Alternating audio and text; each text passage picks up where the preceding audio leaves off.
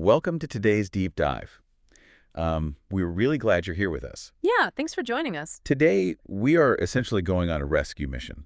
We're going to transform that dreaded, exhausting, weekend-ruining chore of household cleaning into a fast, safe, and professional-level system. Absolutely. The goal today is simple. We want to give you a shortcut to a consistently sparkling home without you feeling overwhelmed by endless information.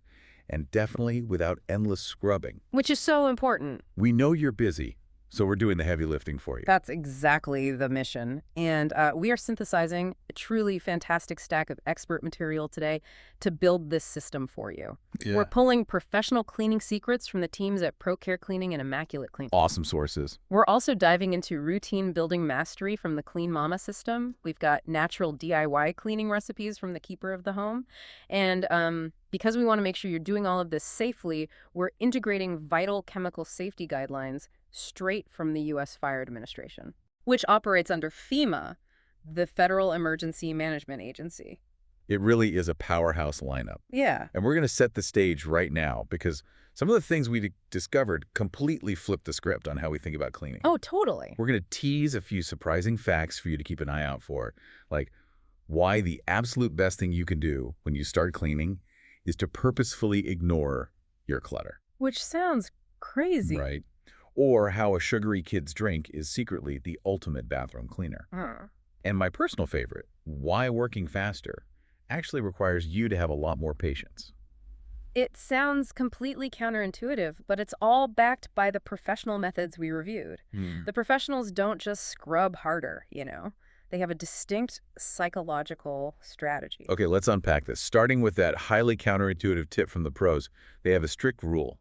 When it's time to clean, completely ignore the clutter. Right. Which is wild, right? Because I usually start by sorting the mail or figuring out where my kids' stray Lego pieces go, and then an hour later, I haven't actually cleaned anything. Exactly. And there is a very specific why behind this rule.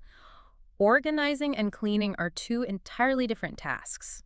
They utilize different parts of your brain and completely different types of physical energy. Categorizing that mail takes mental processing. That makes sense.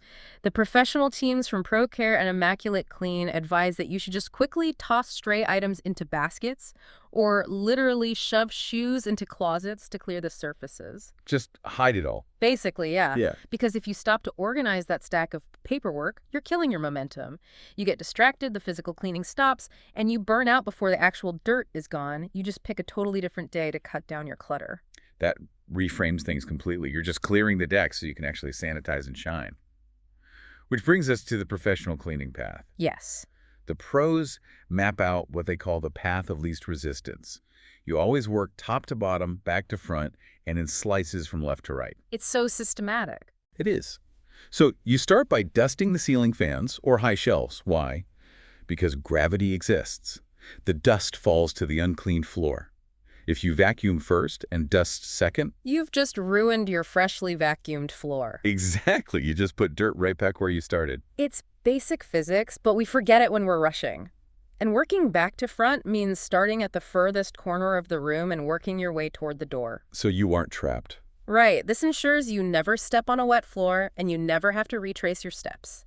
By following this systematic path, left to right, top to bottom, back to front, you reduce the time you spend looking around trying to decide what to wipe down next. You just keep moving forward. It eliminates all that decision fatigue. I used to just spin in circles in my kitchen trying to figure out where to start. But here's the part that I found so wild. The pros clean incredibly fast, but they do it by waiting. Patience is actually a tool for professional cleaners. They utilize the spray and sit technique. The spray and sit. Think about how most people clean a bathtub. They spray the cleaner and immediately start scrubbing with all their might, exhausting their arms. That's me. Well, the pros don't do that. They apply a thin, even layer of a degreaser or bathroom cleaner all over the tub and shower stall, and then they literally walk away. They just leave it. They go clean the mirrors, they wipe down the toilet, they empty the trash. And while they're doing that, the chemistry of the cleaner is doing the heavy lifting. It's dissolving the soap scum and body oils. Like marinating meat. After several minutes, they come back, and it just takes a simple wipe and a rinse. No elbow grease required. I think about all the hours I've spent scrubbing when I could have just let the product do its job. It really is about letting the chemistry work. And speaking of the tools doing the work, Immaculate Clean emphasizes another crucial step. You have to clean your actual cleaning tools. Yes. If you're using a dirty mop or a vacuum that's full of gunk, you aren't cleaning your house. You're just taking dirt and germs from one room and spreading them evenly across another. Gross, but true. You have to rinse your mops, clean your vacuum attachments, and wash your microfiber cloths. Otherwise, you're just working against yourself. Okay, so even if we master the spray and sit and keep our tools pristine, none of that matters if we don't actually carve out the time to do it. Waiting until the house is a disaster is a guaranteed recipe for overwhelm. And that is where the Clean Mama routine comes into play. The entire philosophy is that consistency prevents the dreaded weekend-ruining marathon clean. Nobody wants to do that. Nobody wants to spend their entire Saturday scrubbing baseboards. The Clean Mama system breaks it down into bite-sized pieces, starting with the power of dailies. There are just 5 daily tasks. Make the beds, check the floors, wipe the counters, tackle the clutter, do a load of laundry. And those tasks can happen in any order. The idea is that they take just a couple of minutes each, but completing them daily is the secret to keeping your home tidy most of the time. Here's where it gets really interesting, though. That daily laundry task. I saw this in the outline, and I have to push back a little. Doing laundry every single day. That sounds like the opposite of a time saver. It does sound like a lot. Doesn't that just make it a daily burden instead of a weekly one? It sounds like a punishment initially, right?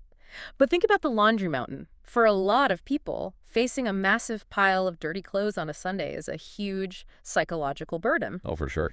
The Clean Mama epiphany is doing one single load from start to finish. When you time it, doing one load takes only a few minutes of active physical effort. You put it in the wash, transfer it to the dryer, and fold one basket. Right. By doing this daily, you completely automate the chore. The laundry mountain never forms. Okay, I guess treating it like checking your email inbox daily rather than letting 500 emails pile up makes sense. It's a total habit shift. Yeah. And then the system layers on a weekly breakdown. This is brilliant because it assigns specific, slightly larger tasks to specific days to completely remove that decision fatigue we talked about earlier. You'd never wake up wondering what you should clean today. Let's walk through that weekly schedule. Monday is bathrooms, but it's just a quick 15-minute wipe down of the sinks, toilets, and mirrors. You save the bathroom floors for later in the week. Nice and fast. Tuesday is dusting day. You zip through the house dusting surfaces so it never has a chance to accumulate. And Wednesday is vacuuming. Now, the pros gave us the ultimate secret here for Wednesday. If you want to get the deeply embedded dirt out of your carpets and rugs, you don't just push the vacuum back and forth randomly. No, you don't. You vacuum the entire room in one direction, say north to south, and then you re-vacuum the exact same area in the exact opposite direction, east to west. It lists the carpet fibers from all sides and pulls out the hidden dirt. It is highly effective for the longevity of your carpets. Moving on through the week, Thursday is floor washing day. Since you vacuumed everything on Wednesday, the floors are prepped and ready for a quick mop. Perfect. Friday is catch-all day. This is a built-in buffer. Didn't get to the bathrooms on Monday, had a crazy busy Wednesday and skipped the vacuuming. You catch up on Friday. I need to catch all day in every aspect of my life. Right. Then Saturday is sheets and towels. Since you've been doing a load of clothing every day, your machines are free to handle the bulky linens. And finally, Sunday. On Sunday, you just do the 5 daily tasks. You rest, you relax, and you reset for the week. It is a brilliantly paced system. Yeah. But as we start implementing these routines, we need to talk about what we're actually spraying on these surfaces. Yes, the chemicals. This raises an important question. What are we actually bringing into our homes, and how are we managing the risks? The U.S. Fire Administration, under FEMA, provides some very strict safety guidelines regarding household chemicals. It's something we rarely think about when we're just grabbing a colorful bottle off the supermarket shelf. Yeah.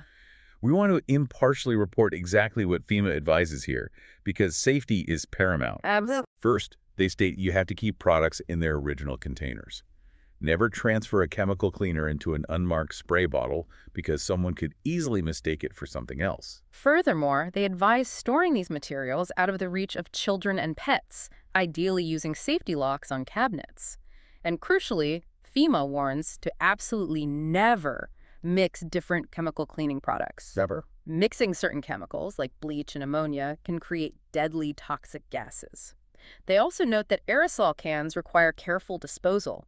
If you put them in the regular trash where they might get crushed or heated, they can literally explode or catch fire. So what does this all mean? Well, for a lot of professional cleaners, the answer to the danger and complexity of a cabinet full of toxic chemicals is to simply pivot to natural DIY cleaners. The natural pivot. The keeper of the home points out that you really don't need a different neon-colored product for every single surface. Pro cleaners often rely on as few as 3 basic products to tackle an entire house. That's all you need. And the ultimate power couple in the natural cleaning world is white vinegar and baking soda. But wait, didn't the notes say to mix them in a spray bottle? Actually, I'm so glad you brought that up because that is a massive internet myth. A lot of people think mixing vinegar and baking soda in a spray bottle creates the ultimate cleaner, but chemically, vinegar is an acid and baking soda is a base. Okay, so they cancel out. Exactly. If you mix them in a closed bottle, they neutralize each other. You're left with essentially salty water. Plus, the chemical reaction releases carbon dioxide, so the pressure can actually make the spray bottle explode. Oh, wow. Okay, so how are we supposed to use them?